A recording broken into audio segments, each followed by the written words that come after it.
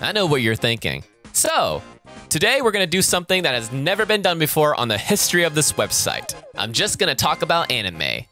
Yay! Isn't that crazy? We're just gonna talk. Just you and me. Or me and the group of collective that is the YouTube audience. We're just gonna talk about anime. No one has ever done it before. This is the first time someone is doing it. I'm an innovator. I would love to show footage, but honestly, I've had bad experience with Netflix copyright. It just never gets done, so I just don't care anymore. Plus, this is a very confusing video because it's not a review. I can't really properly review it because this is a show that is not for normies, not for normal people like me and you. This is for fans of the original comic, Scott Pilgrim vs. the World. Oh yeah, by the way, the anime we're talking about is Scott Pilgrim Takes Off. Not Scott Pilgrim vs. the World, Scott Pilgrim Takes Off, which is an anime adaptation of the original comic book. But it's not. I guess that's a spoiler. Before we get to that stuff, would I recommend it? I would if you're a fan of the original source material, but if you're just like a outsider coming in and you were curious, none of this shit's gonna make any sense. I'm not gonna lie. Like, you're gonna watch it, you're gonna be very fucking confused because there's a lot of expectations that you need to know. Like, you just have to know that the world works like this, and I feel like the only way to do that is if you read the comic books and you already got the vibe of it. You know, it starts off relatively normal. You know, it's just a fucking show that takes place in Canada. And then all of a sudden, there's talking about reality warping, space-time stuff, you know, all that crazy shit. Everyone has mystical powers. There's a battle system, I guess. And that's where I lost me and was like, oh, okay, well, this is clearly not for me because I don't get any of these references or Easter eggs. Yeah, I mean, if you don't know anything about Scott Pilgrim, I don't recommend this as your first introduction to it because it just is not going to make any sense, which is what I had to deal with. So that's why I don't want to call this a review. I just want to talk about it. I mean, it was still fun to watch. Like, I like the animation. I know a lot of people would consider this not an anime because it's based on a comic book and it doesn't look like an anime, but was created by Science Saru, who made Adventure Time. No, it didn't make Adventure Time. Who made Devil May Cry Baby. They made Jinno. I've never seen that. I actually want to watch that. Tatami Galaxy, you know, a Devil May Cry Baby, obviously. So they've made animes. It was made by, I mean, I think Yuasa started this studio. I don't think Yuasa was involved in Scott Pilgrim, though. Maybe it was. Oh, yeah, Ping Pong was a good show, too. Yeah, a lot of people don't think it's an anime. But my definition of anime, in terms of American linguistical definition of an anime, if it is imported from Japan, if we have to import it, it's an anime. This was made in, Scott Pilgrim Takes Off was made in Japan, and we imported it via Netflix. People that deny it just because it's adapted from a comic book, like, that would be like saying Howl's Moving Castle isn't an anime because it was adapted from an English novel. But it's clearly an anime. It's made by one of the greatest animated movie studios of all time, Studio Ghibli, you know? That's my take on that argument.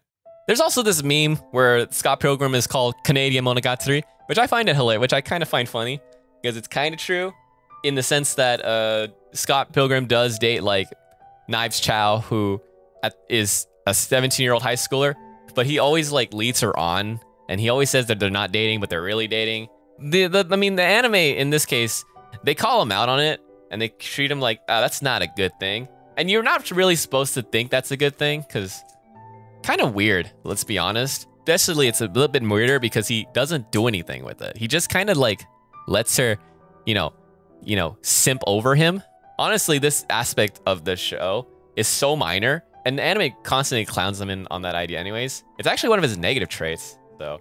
Oh, I will say the animation is mostly good. I did like the animation. I think Science Saru did a very good job in utilizing the medium to its fullest potential. But I will say that there are times where it's clear it's trying to like replicate Edgar Wright's style from the movie, but it doesn't do a very good job, or it's not as, you know, good. And I think that's not the fault of the anime because, you know, first of all, Edgar Wright is unmatched. And secondly, a lot of the techniques that Edgar Wright does to, you know, make it more like bombastic and cartoony is a lot easier to do compared to animation, which is very purposeful. For example, in like a live action movie, if you wanted to do a quick zoom on a character's face to maximize like their expression and add like zoom lines or whatever, you can easily just do that.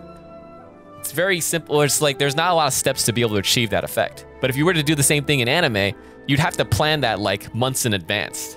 I feel like animation's slowly dying in like America because a lot of execs have like these stupid ideas where it's like, I want to do this way, but they can't do it because, you know, animation is locked in.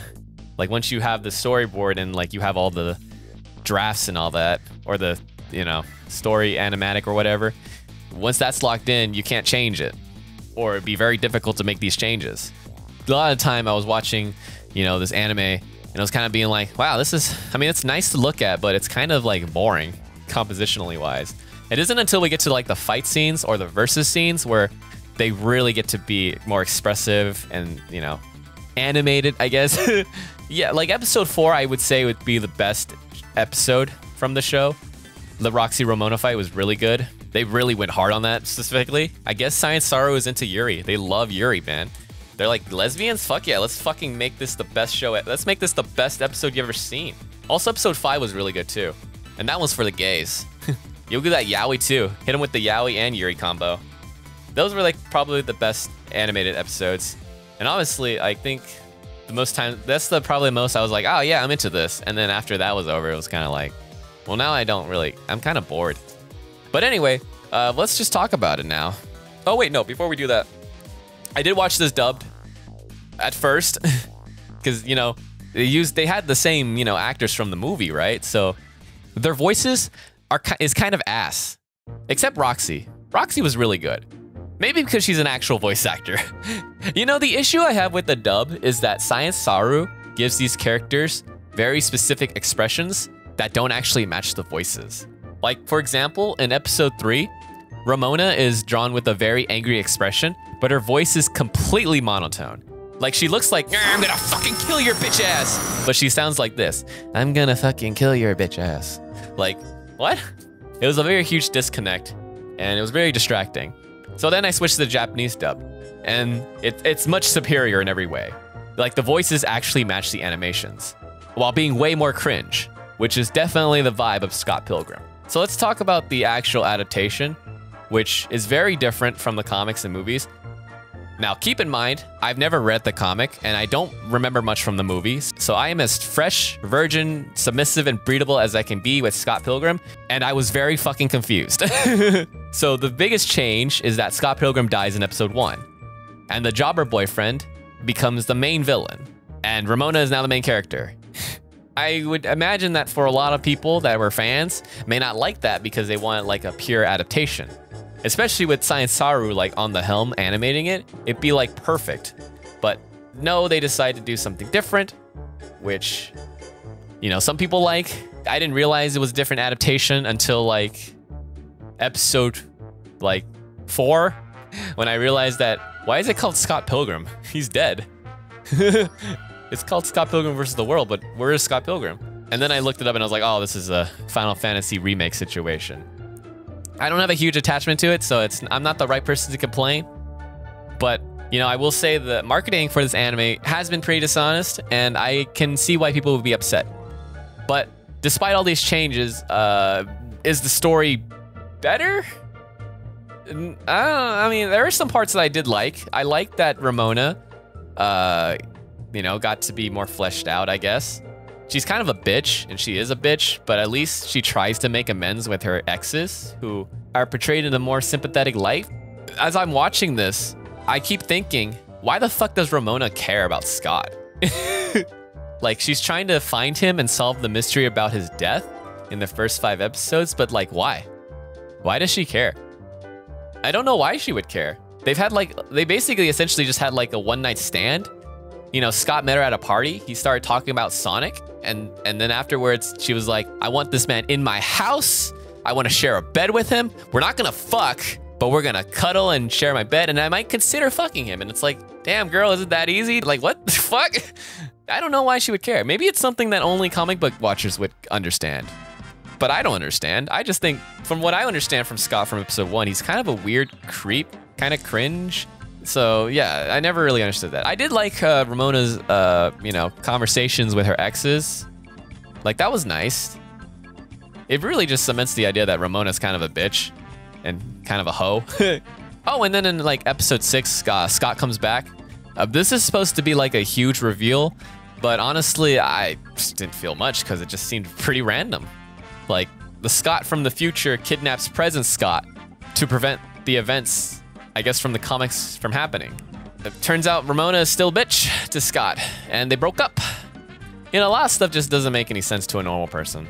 So afterwards, you know, Scott eventually, you know, present Scott comes back, and Ramona is like so happy to see him for some reason, and they try to make out, but they can't because future Scott has done something to prevent them from doing it. And so the last episode is actually, you know, Scott trying to figure out who did it.